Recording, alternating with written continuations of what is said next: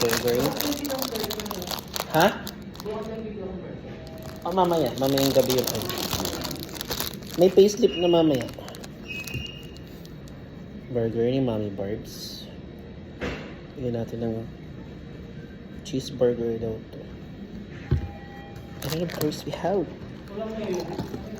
salted caramel. This is from Neighborhood Cafe.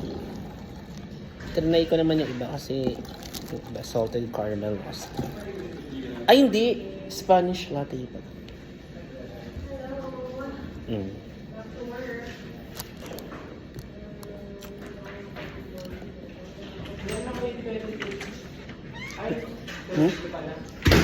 Ano?